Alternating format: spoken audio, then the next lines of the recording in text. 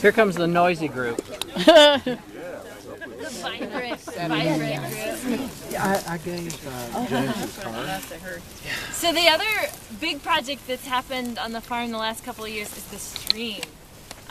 So before, the stream was really incised, like it was like a pit, and the banks were eroding away. And that's a product of if you graze a property, mountain properties for decades, and you log it, and you log up to the stream banks, and if the cattle can get into the streams at all along the stream, it really starts eroding the stream banks, and then it slowly, and then over time you're left with streams like this.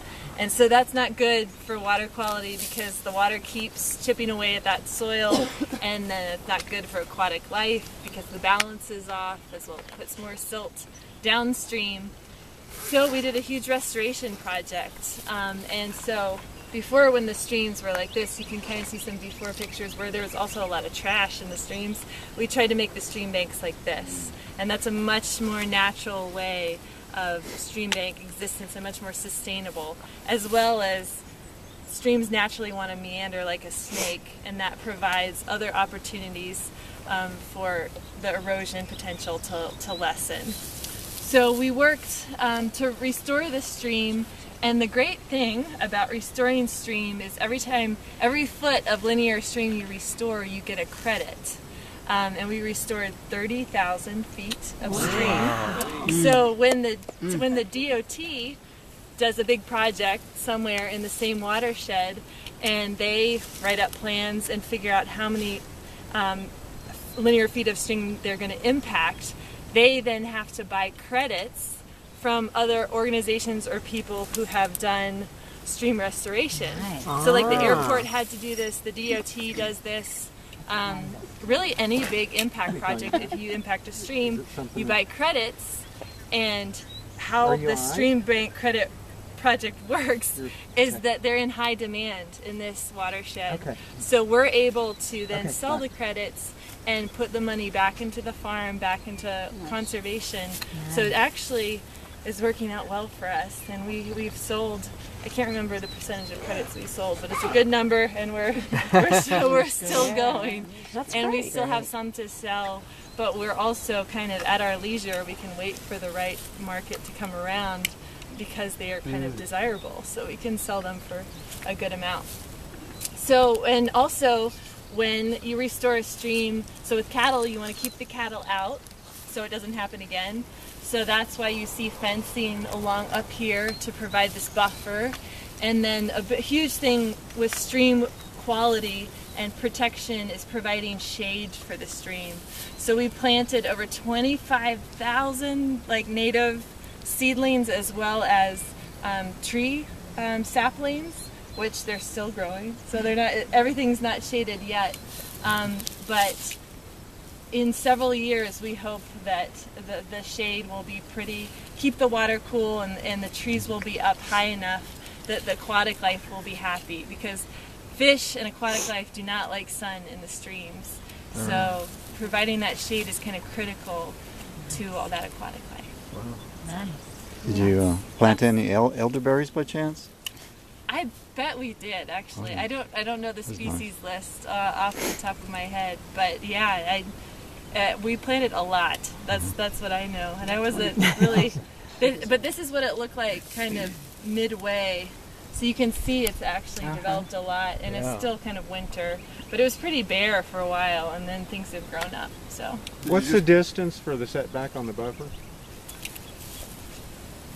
On this one, 100 feet, I want to say. This is all these number questions. That's the guide.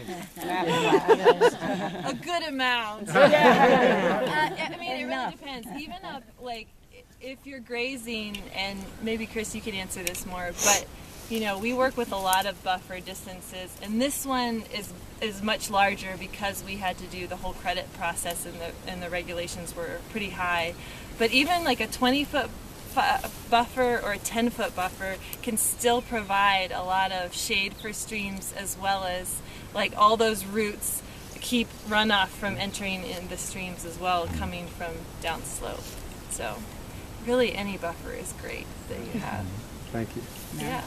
What was the archaeological part of that? Site. What, Yeah, that was actually over there. They found some old Native American artifacts that I can't remember what they were actually. There was a lot of ceramics, Okay, sorry. bowls, things like that, and it was up kind of right there by that tree, is that whole area right there. Is where we found it.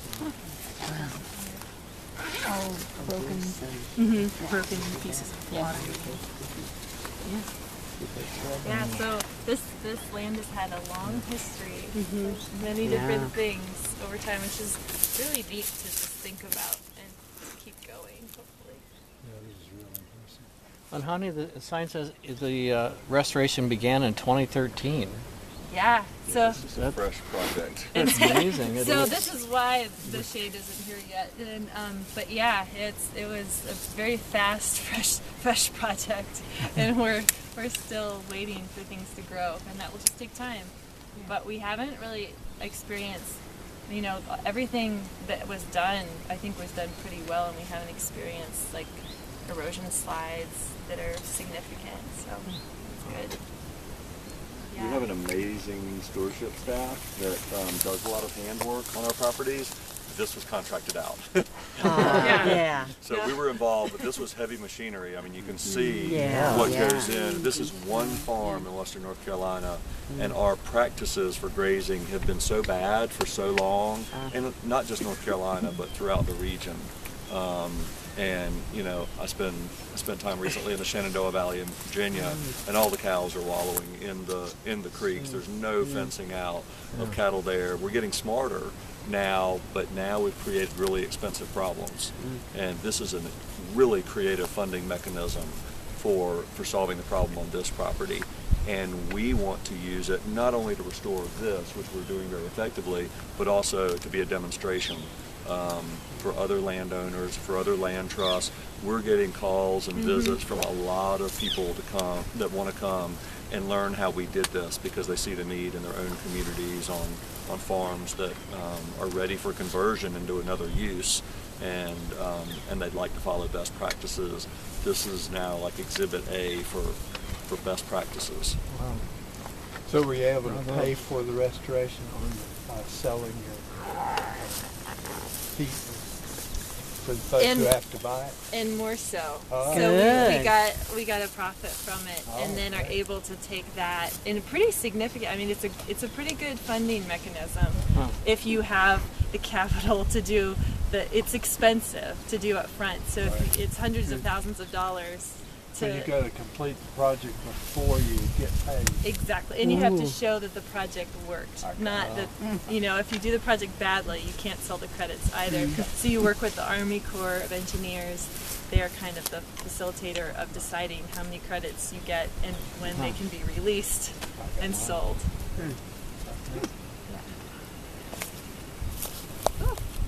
Okay, keep trucking. All right.